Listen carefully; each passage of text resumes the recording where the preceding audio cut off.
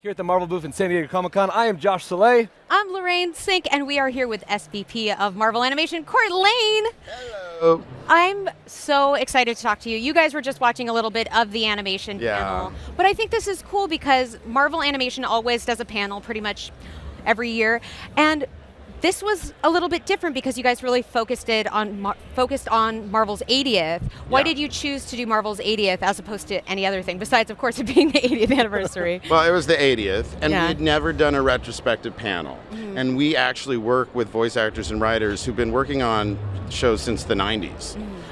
So we had a unique opportunity to do that, and we wanted to save some of our special announcements for D23 in August. So we thought, let's get into it. Let's get through the history. We had Mark Hoffmeyer, who wrote on the first season of Spider-Man the Animated Series in the 90s and has worked on shows ever since, including Superhero Squad Show and an upcoming project. We had Marty Eisenberg, who worked on both Spider-Man and X-Men in the 90s and has been story editor on Guardians recently and done everything in between. We had Jennifer Hale, who was the first Black Cat in the 90s Spider-Man series and has played 5 million roles, everybody from Mary Jane Watson to Jean Grey and Wolverine and the X-Men. More recently, she's been on Guardians and a lot of other shows. She plays Mantis for us. And then Josh Keaton, known as Spectacular Spider-Man in that show, and he's played a lot of heroes and villains. He's our current Ant-Man. He's our current Norman Osborn. And so he does it all. I love it. What is it like to be surrounded by this community? You've been doing this for 5 decades now, Marvel Animation. You're surrounded by all these talented people. What does that feel like for you? You feel like if you surround yourself with legends, you look a lot better. But also, they bring a knowledge and sort of a perspective about what the Marvel Universe means. One of the things that we did is we had a retrospective about Stan, and each of them had a special story about an experience with Stan and how much he touched their lives. So we shared that. I cried twice. I've been hosting panels for 15 years and I've never cried, but I cried twice. But it was very touching, and then we had funny stories too about Stan, because with Stan you get both. I know. I loved following along with all the notes because infamously, Kraven the Hunter. Yeah. Can you tell the Kraven the Hunter story? Because I just think that's... So Mark Hoffmeyer and Stan were in the writer's room for the 90 Spider-Man series. And Mark was just so obsessed with Stan, but finally had the courage to ask him something that bothered him as a kid. Kraven, as a word, means, scared. So why would you name this really cool guy, villain? It was with a K, so that made it different. But then Mark also told a story about Stan showing up to a record for the video game for the Superhero Squad show. And he had just used his GPS for the first time. Mark had never used GPS. He's like, I just used my GPS, and I'm so excited. It works great. And here I am, and he showed up with no entourage. And then he was hoping they would put him in one of those mocap suits with the little ping pong balls. And he said, no, we're just using your voice today. And Stan was kind of disappointed, and Mark was like, oh my God, this guy is the same age as my dad, and he has such a zest for living and wants to try new things and embrace every experience.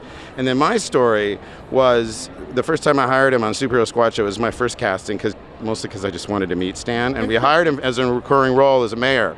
He told us, I'd always wanted to be a Broadway actor.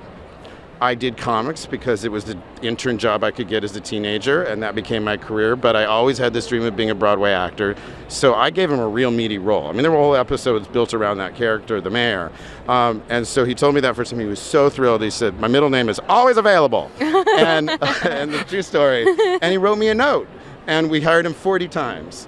In the last 12 years. That's awesome. That's amazing. Now, last year we got to talk about Marvel Rising. Yes. Which was huge. It was amazing. Yeah. We see now people cosplaying as these favorite characters. What is it like to bring this to life now? It's been almost a year, and what does the future hold for it? We have some more specials coming out. The next one, I can't talk about a few of them, but the one I can talk about is the one coming out in August, which is Battle of the Bands. It's very focused on Ghost Spider, sort of how hard it is to keep her regular life together and be part of a band and have her regular friends and then her superhero life, and she can't really keep it together. And she learns through the course of the story that if she just sort of asks everybody to understand what she's doing and bring them all together, that they support her and they'll all help her make it work. And it's a beautiful story about friendship and about women relying on each other and supporting each other. And then there's this great concert at the end where Gwen and the MJs perform. Oh, I love Marvel Rising. It means so much to me. It means so much now to see little girls cosplaying as the Marvel Rising versions of those characters. So many. So many. But I'm curious, what else should we be looking out for from Marvel animation in general? Will we be seeing... it sounds like there's more for Marvel Rising as well. Yes. No spoilers. Okay. Yes? Yeah. I don't know who in PR is looking, but you know what? I don't care. Shuri is coming. Oh my gosh! I'm going to get in trouble for that. That's all I'm going to say.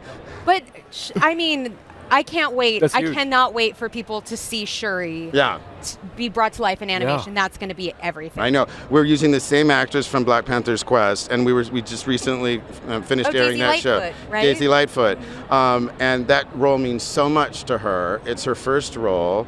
And at the end of that series, if you watched it, you saw that T'Challa lost the crown to somebody evil, and she's able to get it back, and she becomes Queen of Wakanda, and he supports her in that. Yes. And what it meant for her as a young African-American actress to play a brilliant queen of a whole nation, and how she stepped into that responsibility.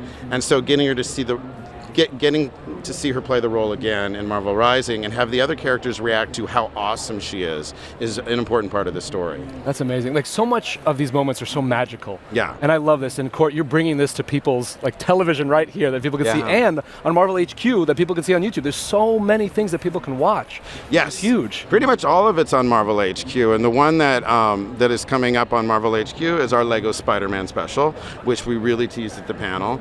And then we have Superhero Adventures, these preschool shorts that have like 250 million views of Spidey teaming up with other characters, introducing them to our youngest viewers. Well, there you have it. You guys go over, watch all that content on Marvel HQ on the YouTube channel, and thank you so much, Cort. Thank you, Lorraine.